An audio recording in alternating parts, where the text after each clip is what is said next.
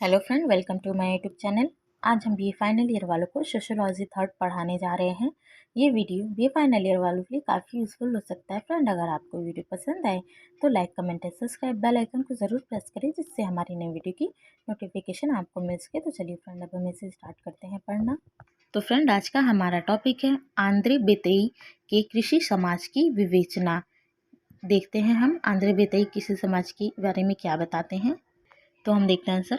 Andre बेतेई के अनुसार कृषक समाज की अवधारणा। तो देखते हैं, साधारण बोलचाल की भाषा में कृषक से कई अर्थ लिए जाते हैं, जिनमें प्रमुख रूप से 3 पर आंद्रे बेतेई ने प्रकाश डाला है यथा। तो देखते हैं हम।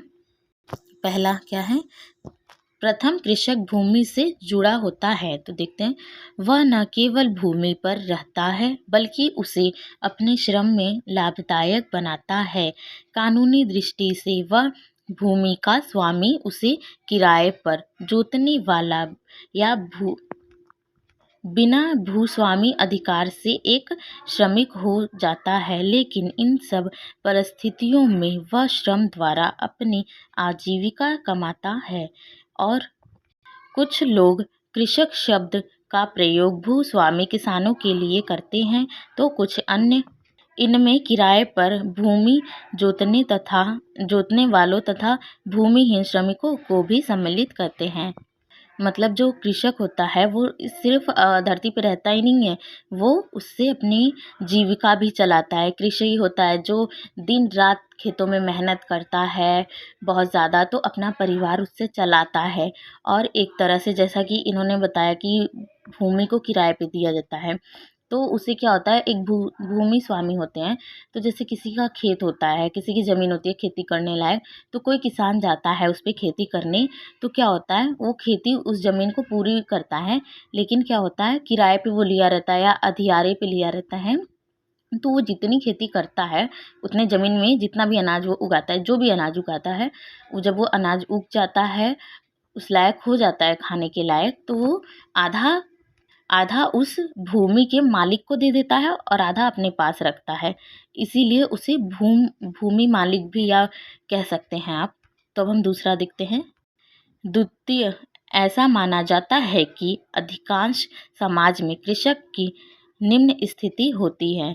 जो लोग कृषक के परिश्रमी, सरल व मितव्ययी होने की प्रशंसा करते हैं, स्वीकार करते हैं कि समाज में उनकी वास्तविक प्रतिष्ठा ऊंची नहीं होती।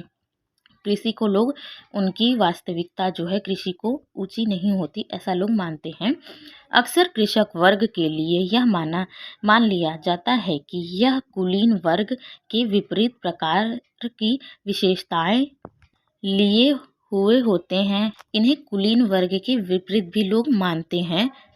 तो आगे देखते हैं। कुलीन वर्ग का प्रयोग ऐसे समूह के लिए किया गया है जो भूमि से अपनी आजीविका कमाता है।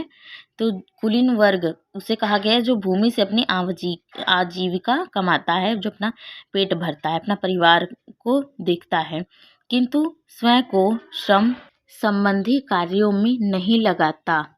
स्त्रीकरण के क्रम में कृषक वर्ग की स्थिति न केवल अनार्थिक दृष्टि में बल्कि सांस्कृतिक दृष्टि से भी विचार किया जाता है।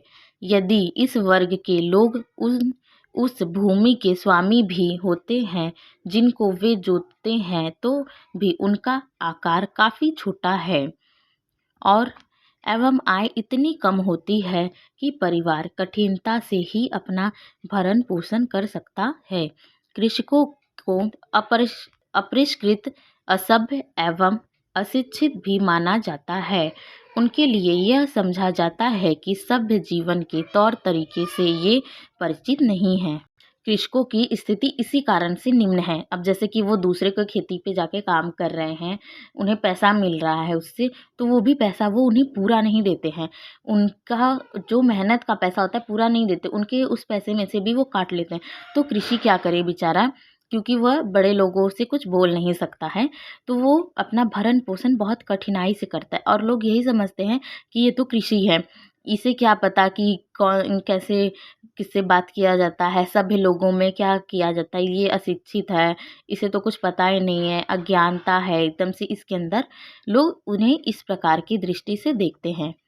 तो हम तीसरा देखते हैं, तृतीय कृषकों को मजदूरों का प्रतिपक्ष या पूरक माना जाता है। कहने का अभिप्राय यह है कि कृषकों एवं श्रमिकों के लिए यह समझा जाता है कि ये एक ही श्रेणी में अंतर्गत आते हैं। ऐसा मानने से यह स्पष्ट होता है कि कृषकों का विभिन्न वर्गों के द्वारा शोषण होता है। जो विभिन्न वर्ग होते हैं कृषक वो शोषण करते हैं, किसके? किसानों का शोषण करते हैं। एक और शोषित कृषक वर्ग आता है और दूसरी ओर उनके शोषणकर्ता।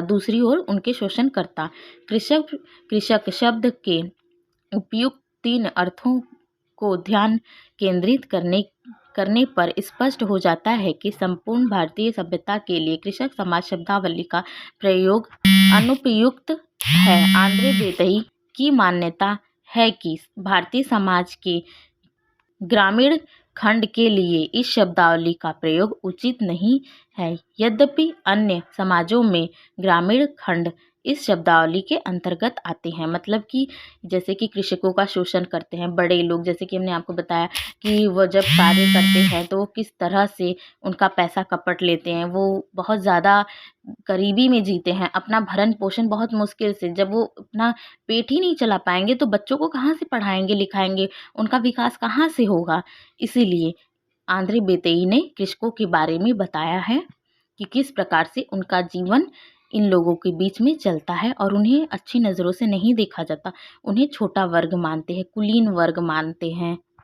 तो फ्रेंड, आपको जैसे कि हमने बताया किस प्रकार से कृषकों की ज़िंदगी हुआ करती थी और कहीं कहीं पे शायद आज के ज़माने में भी हो। तो फ्रेंड, अगर आपको आए ऐसा क्वेश्चन कि आंद्रे बेतेई कि कृषक समाज की विवेचना कीजिए, उनके बारे में उल्लेख कीजिए, परिभाषा लिखिए, या उन्होंने 3 स्तंभ बनाए हैं, तो आप इसे लिख सकते हैं और अपने शब्दों में काफ़ी अच्छे से एक्सप्लेन कर सकते हैं।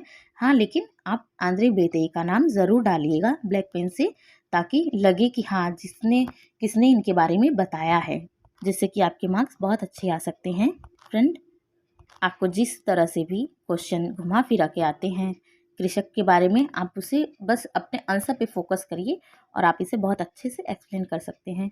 आई होप आपको वीडियो समझ में आई और पसंद भी आई हो। फ्रेंड, कैसी लगी आपको ये video? Like, comment and subscribe, bell icon को जरूर प्रेस करें जिससे हमारी नई वीडियो की नोटिफिकेशन आपको मिल सके। Thank you for watching my video.